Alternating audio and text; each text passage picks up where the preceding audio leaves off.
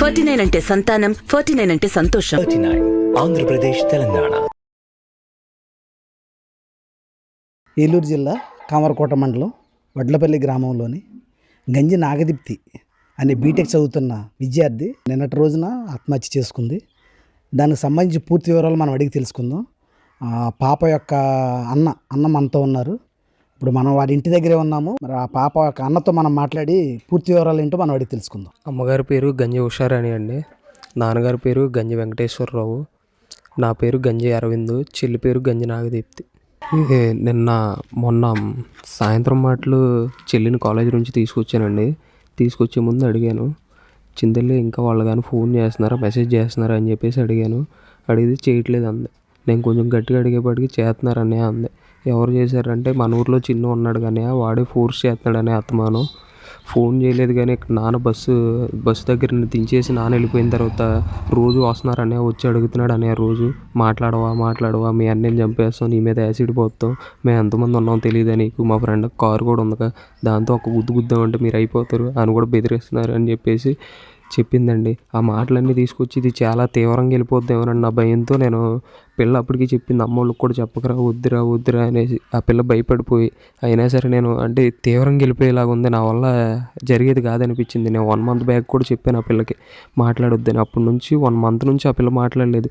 వాళ్ళే ఫోన్లు చేస్తుంటే కట్ చేస్తుంది, లేదా నాకు చెయ్యొద్దని చెప్తుంది. ఆ మాటలన్నీ నాకు ఎప్పటికప్పుడు చెప్తుంది.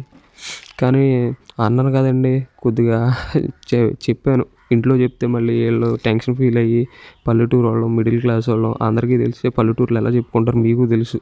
సో దట్స్ వై ఇంక మేము చేసేది ఏమి లేక ఆ ఇంటికి తీసుకొచ్చి అమ్మకి చెప్పొద్దు, నాన్నకి చెప్పొద్దు అన్నా కూడా నేను చెప్పాను. నాన్నగారు అన్నారు ఇక మాట్లాడ అనవసరం అని చెప్పేసి ఆయన బండి తీసుకుని వెళ్ళిపోయారు. అప్పటికప్పుడు బాబాయ్ గారికి ఫోన్ చేసి, బాబాయ్ ఎలా జరిగిందంట, అమ్మాయిని ఇలా ఏడిపిస్తున్నారంట అని చెప్పేసి చెప్పాను. అంతకు ముందు రోజు రాత్రి బిఫోర్ లాస్ట్ నైట్ నన్ను ఆ గ్యాంగ్ వాళ్ళే నన్ను తిరునాళ్ళకి వెళ్ళి వస్తూ ఉండగా ఒక కారు ఒక ఆటో అడ్డు పెట్టి నన్ను మా ఫ్రెండ్ని కలిపి కొట్టారు. మా ఫ్రెండ్ పట్టేసుకున్నారు మాట్లాడడానికి వస్తే, నన్ను మాత్రం ఎదురు కొట్టారు. సుమంత్ అనేవాడు, బన్ను అనేవాడు, వాడి పేరు అజయ్ అంటారు వాడిని, మేము అలా బన్ను అని పిలుస్తూ ఉంటాము. వాళ్ళు కలిపి కొట్టారు. ఆ రోజు గొడవ ఏంటంటే సుమంత్కి నాకు గొడవ. వాళ్ళ నాన్నగారిని నేను బాబు అన్నాను, వాడు బాబు అనొద్దు అన్నాడు. ఇంకా అక్కడ రెచ్చిపోయి మేమిద్దరం, వాడు నా మీద చేసాను, నేను ఆడ మీద చేసాను, మేమిద్దరం కొట్టుకుంటుండగా వీడు వచ్చి లాగాడు. ఇంతలో ఒక రాయి మీద పెట్టి కొట్టాడు. ఇదిగొంటుంది దెబ్బలు కూడా, ఇదిగోండి ముక్కు పగిలిపోయింది, టీషర్ట్ కూడా లోపల ఉంది, రక్తం అంతా పడింది. బాబాయ్ గారికి చెప్పినప్పుడు మా నాన్నగారికి తెలిస్తే టెన్షన్ ఫీల్ అవుతారని బాబాయ్ గారికి చెప్తే, బాబాయ్ గారు అప్పుడు వెళ్ళి హాస్పిటల్ కన్నా తీసుకెళ్ళండి, మీరేగా కొట్టిందంటే మాకు సంబంధం లేదని చెప్పారు. ఆ రోజే బాబాయ్ గారు హాస్పిటల్కి కూడా తీసుకెళ్ళారు. ఆ రోజు పెద్దల్లో మాట్లాడదాం అన్నారు. మీకు తెలిసిందే పల్లెటూరులో పెద్దలతోనే మాట్లాడిన తర్వాత కేసులు దాకా కానీ ఎక్కడ దాకా కానీ వెళ్తారు.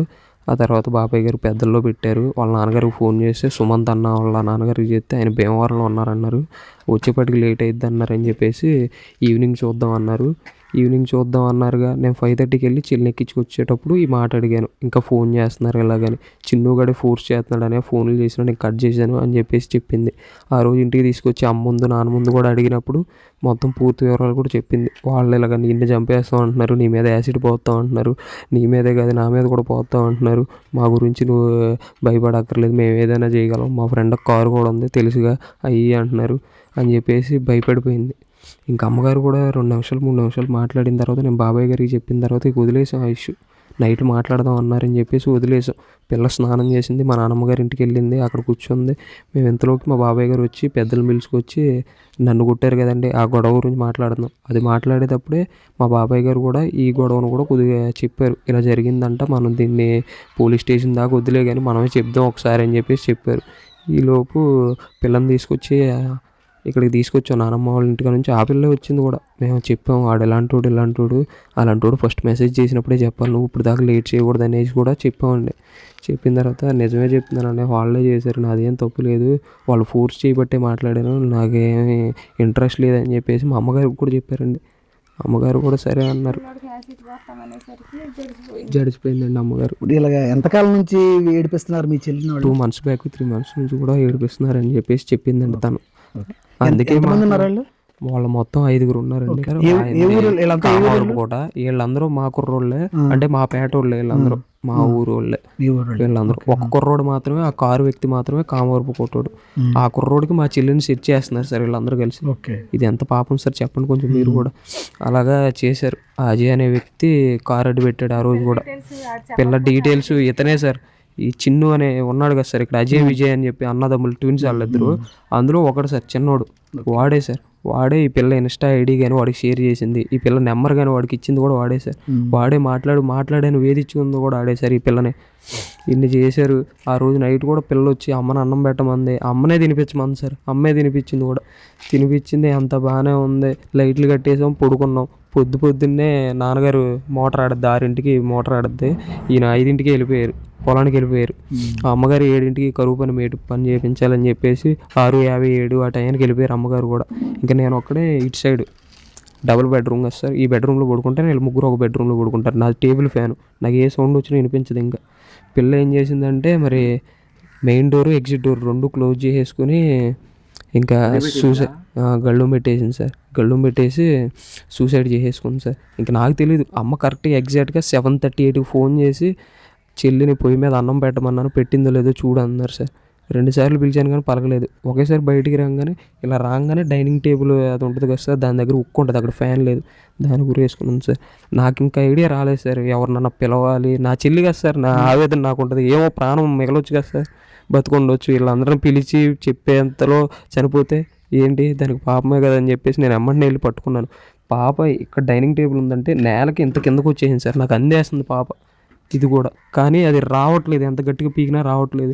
నోటితో అందుకుని పీకాను ఏదో రకంగా. పీకి ఈ మెయిన్ డోర్ దాకా లాక్కొచ్చి అరుస్తుంటే వీళ్ళకేం మాటలు వినిపించట్లేదు. బాబాయ్కి నాన్నగారికి వీళ్ళు ఇక్కడే ఉన్నారు, మాటలు వినిపించట్లేదు. ఒకేసారి మెయిన్ డోర్ తీయగానే అరిస్తే బాబాయ్ నాన్న ఉరుక్కుండా వచ్చారు. కొద్దిగా బాడీ వెచ్చకుంది అనిపించింది వాళ్ళకి. అమ్మని హాస్పిటల్కి తీసుకెళ్ళాం. ఇక్కడ ఆర్ఎంపీ డాక్టర్ గారి దగ్గరికి తీసుకెళ్తే ఆయన అమ్మని అంబులెన్స్ అరేంజ్ చేసి గవర్నమెంట్ హాస్పిటల్కి పంపించారు. గవర్నమెంట్ హాస్పిటల్కి వెళ్తే చనిపోయిందని చెప్పారు. ఇంకా జరిగిన తర్వాత మేము కేసు పెట్టడం కూడా జరిగింది. కానీ ఇంతవరకు కూడా ఎవరు ఏం రెస్పాన్స్ కానీ ఏమీ లేదు. వాళ్ళని అరెస్ట్ చేయడం కానీ, అట్లీస్ట్ ఒక కానిస్టేబుల్ వచ్చి వాళ్ళ దగ్గర వివరాలు తీసుకోవడం కానీ ఏమీ లేదు సార్. మాకు తగిన న్యాయం చేయమని మిమ్మల్ని కోరుకుంటున్నాం సార్. జరిగిన విషయం ఏంటంటే ఆ పాపను డైలీ ఏలూరు కాలేజీకి పోతుంది ఇక్కడ నుంచి. ఆ కాలేజీకి పోయేటప్పుడు 3 వ్యక్తులు, ఈ ఊరు కుర్రోళ్ళకి 2, బయట నుంచి వచ్చే కుర్రోడు ఒకడు, ఆ పాపని నిత్యం ఒక 60 రోజుల మట్టి కంటిన్యూగా వేధిస్తున్నారు. లైంగికంగా లోపరుచుకోవటానికి ప్రయత్నం చేస్తున్నారు. దాంట్లో ఏంటంటే ఆ పాపకి వాళ్ళ తల్లిదండ్రులు, వాళ్ళ పేరెంట్స్ బయటకు పోయి మన పని చేసుకునేవాళ్ళు. ఆ విషయాన్ని గోప్యంగా ఆ పాప ఉంచింది. దాంట్లో అది ఇంట్లో తెలిస్తే విలేజ్ ఇక్కడ పర్పస్లో వాళ్ళ దగ్గర గౌరవం అంతా ఖరాబ్ అవుతుంది, పేరెంట్స్ అంతా ఇబ్బంది పడతారని ఆ పాప అట్లా గోప్యంగా ఉంచుకుంటూ దూసుకొచ్చింది. సో ఆ విషయాన్ని ఏం చేసింది, వాళ్ళ బ్రదర్ అనిల్ అనే కుర్రోడికి చెప్పింది 2 days బ్యాక్ నైట్. ఆ తిరణాలకు పోతే ఆ కుర్రోడిని పట్టుకుని ఈ బ్యాచ్ మొత్తం అనుకొట్టారు. కొట్టిన తర్వాత ఇంక విషయాన్ని నిన్న ఉదయాన్నే కంప్లైంట్ ఇద్దామని పోయేటప్పటికి ఊళ్ళో సెటిల్ చేసుకుందాం, ఊళ్ళో కూర్చొని మాట్లాడుకుందాం గ్రామ పెద్దల పక్షాన అనేది ఒక నిర్ణయం తీసుకున్నారు. దాంట్లో మెయిన్గా 2-3 పెద్దలు లేదు, ఈరోజు ఉదయం మాట్లాడుకుందాం అనేది రాత్రి నిర్ణయించుకున్నారు.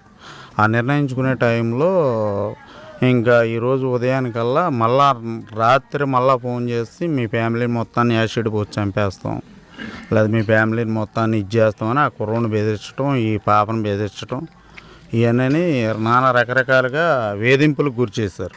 మెయిన్ ఆ వేధింపులు తట్టుకోలేక మార్నింగ్ 6:30 కల్లా, ఎర్లీ మార్నింగ్ 6:30 కల్లా ఆ పాప సూసైడ్ చేసి చనిపోవడం జరిగింది. సో దీనికి అంతటి కారణం ఏంటంటే ఆ పాప జరిగిన మరణం అనేది ఇంకో పాప జరగకుండా ఆ వ్యక్తుల మీద ఇమీడియట్గా ఎన్ని సెక్షన్లు ఉంటే అన్ని సెక్షన్లు పెట్టి వాళ్ళకి ఆ కుటుంబానికి న్యాయం చేయాలని మేము ముఖ్యంగా కోరుకుంటున్నాం. ఆ కుర్రోళ్ళ పేర్లు ఏమో తెలిసింది. ఆల్రెడీ ఎఫ్ఐఆర్ సిఐ గారికి ఇచ్చాం. సో అక్కడ మా స్థానిక నియోజకవర్గ ఎమ్మెల్యే గారు, సో ఎక్స్ ఎమ్మెల్యే గారు గంటా మురళీరామకృష్ణ గారికి మేమందరం తెలియజేయడం జరిగింది. కంప్లైంట్ కూడా సిఏ గారు, ఎస్ఐ గారు, తటికలపూడి ఎస్ఐ గారు, జంగారెడ్డి సిఏ గారికి, డిఎస్పి గారికి మొత్తం జరిగింది. పాప ఎలా చనిపోయింది? సూసైడ్ చేస్తున్నావు, ఆ ఫ్యాన్కి ఉరివేసుకుని చనిపోయింది. ఈ వేధింపులు తట్టుకోలేకపోతుంది. డైలీ ఆ తండ్రి అక్కడ తీసుకుపోయి ఆ స్టేజ్ కాడ కూరిపెట్టి ఆ వదిలిపెట్టి ఆ బస్సు ఎక్కే టయానికి ఈ తండ్రి మళ్ళీ ఆ పొలంలో పనికి పోయే టయానికి ఈ తండ్రి యువతలకు రానెత్తడం, వీళ్ళు పోవటం. దానికి ఒక నెంబర్ ప్లేట్ లేని ఒక వెహికల్ తీసుకుని వాళ్ళు పోలీస్ ప్రొడక్షన్ ఆ సైరేన్ ఒకటి వేసుకుని ఈ ఊరు చుట్టూ రిక్కి నిర్వహిస్తాం, ఒక 2-3 గ్యాంగ్ వేసుకుని. ఈ లోకల్ కుర్రోళ్ళు ఎవరు ఉన్నారు సపోర్ట్? లోకల్గా 2 కుర్రోళ్ళు ఉన్నారు. వాళ్ళ పేర్లు కూడా చెప్పండి. వాళ్ళ పేర్లు కూడా మేము ఎఫ్ఐఆర్లో ఇచ్చాం. ఈ స్థానికంగా కొన్ని ప్రాబ్లమ్స్ ఉన్నాయి. సో అవన్నీ పోలీసు వారు కంపల్సరిగా దాన్ని వెలుగులోకి తీసి సరైన న్యాయం చేస్తారు ఈ కుటుంబానికని మరొకసారి మీ టీవీ ద్వారా మేమందరికీ ఈ స్టేట్లో ఉన్న 2 స్టేట్లో ఉన్న ప్రజలందరికీ ఇలాంటి ఈ పాపకు జరిగిన అన్యాయం ఎక్కడా జరగకూడదని మరీ కోరుకుంటున్నాం మేము. అంటే ఎర్లీ మార్నింగ్ నేను తోటలో పడుకుంటాను, అక్కడ నా దగ్గరికి వచ్చాడు. వచ్చి ఏమంటే లేకండి ఇంకా లేగలేదు ఏంటని నన్ను అడిగాడు. అడిగితే లేస్తున్నారా ఏంటి ఈరోజు లేట్ అయింది అని చెప్పి అన్నాను. నేను అన్న తర్వాత మా అమ్మని కొట్టారండి, తగు చేయాలా రండి అని చెప్పని నన్ను పిలిచాడు. సరే వస్తున్నా పదా అని చెప్పానని నేను కొంచెం గేదెను పాలు తీసి పాలు పెట్టుకుని నేను బయలుదేరా టీ తాగి. ఇక్కడికి వచ్చేటప్పటికి 2-3 కలిసి మాట్లాడుతుండేటప్పటికి నేను అన్నాను కదా ఎవరెవరు ఏంటంటే ఆడు రాఘవ కొడుకున్నాడండి, రాఘవ ఫోన్ చేద్దాము, రాఘవ ఇక్కడ లేడు, ఆడు భీమవరంలోనే ఎక్కడ ఉన్నాడు. సరే భీమవరంలో ఉంటే ఏమైందిలే ముందు అసలు పిలిపించు అని చెప్పని నేను మాట్లాడాను. పిలిపిద్దామని భీమవరం నుంచి రానివ్వండి మాట్లాడదామని చెప్పని ఇంకొక ఆయన పెద్ద మనిషి అన్నాడు. సరే కానివ్వండి అయితే రేపైనా రాత్రికైనా మాట్లాడదాం, ముందు కంప్లైంట్ ఇవ్వాలా అసలు పోలీసు వాళ్ళకి. ఆడు షర్ట్ నిండా బ్లడ్ అయింది, తర్వాత ఆడికి ఇక్కడ గాయమైంది. అయినప్పుడు నేనేమన్నానంటే ముందు ఇమీడియట్ కంప్లైంట్ ఇద్దామంటే సరే ఇంకా మిగతా వాళ్ళు లేరు కదా, దాని మీద ఆగి సాయంత్రం రేపొద్దున్న మాట్లాడదాంలేండి అని చెప్పని అనుకొని మేము వెళ్ళిపోయిన తర్వాత పొద్దుటే మళ్ళీ నేను లేచి వచ్చి పాలు పోసిన తర్వాత ఏమంటే ఒకసారి ఇటురండి అంటే నేను అనుకున్నాను కదా నిన్న తగు మాట్లాడదాం అంటాడు, ఈడేంటి నిన్న కంప్లైంట్ ఇవ్వాలి కదా ఇప్పుడు నన్ను పిలుస్తాడు ఏంటని నేను మనసులో అనుకొని సరే గబుక్కుని వచ్చేటప్పటికి ఆ పిల్ల ఇంట్లోకి వచ్చేటప్పటికి ఫ్యాన్ తగిలిచ్చే కుక్కానికి సీరగట్టి ఉంది. సీరగట్టి ఉన్న తర్వాత కింద పడుకోబెట్టేశారు. ఈ లోపల నేను వచ్చేటప్పటికి పల్స్ ఏమైనా ఉందా అని చేయి పట్టుకొని కాలు పట్టుకొని చూశారు. శరీరం అయితే వేడిగా ఉంది కానీ సరే ఒకసారి హాస్పిటల్ తీసుకెళ్ళి చూస్తే మంచిదేమో అని చెప్పని నేను చెప్పాను. ఇమీడియట్గా అప్పుడు బండి మీద మోటార్ సైకిల్ మీద రాంబాబు హాస్పిటల్ అని అక్కడ తీసుకెళ్ళిన తర్వాత సరే ఆల్రెడీ ఏదో మాట్లాడుతున్నప్పటికి ఏంటి రాంబాబు అని నేను అడిగాను. అడిగితే ఆయన కొంచెం విరిశాడు. దాని మీద నాకు చనిపోయింది అనేది నా మనసుకు నిర్ధారణ జరిగింది. సరే ఆ పిల్లవాడు ఏడుస్తూ ఉంటే సరే ఇంకేదైనా జంగారెడ్డిగూడెంలో తీసుకెళ్తే ఏమైనా ఉపయోగపడద్దాం తీసుకెళ్ళండి అన్నాం. అప్పటికే జంగారెడ్డిగూడెం మరి కొంత లెక్కేటట్టు చనిపోయింది అనేది అన్నారు. సరే గవర్నమెంట్ హాస్పిటల్కి తీసుకెళ్ళి నేను ఈ లోపల పోలీసులకి ఫోన్ చేసి చెప్తాను అని చెప్పని నేను పోలీసులకు ఫోన్ చేసి ఇన్ఫార్మ్ చేశాను. మరి సంఘటన జరిగి 24 గంటలు గడిచిపోతున్నా కూడా ఇప్పటివరకు పోలీస్ యంత్రాంగం మరి ఎటువంటి చర్యలు తీసుకోలేదని కుటుంబ సభ్యులు ఆవేదన వ్యక్తం చేస్తున్నారు. సో ఇలాంటి మళ్ళీ రిపీట్ అవ్వకుండా ఈ సంఘటనకు కారణమైన కుర్రవాళ్ళని తగిన విధంగా శిక్షించి వాళ్ళకి కుటుంబానికి న్యాయం చేయాలని సుమన్ టీవీ తరపున కోరుచున్నాను.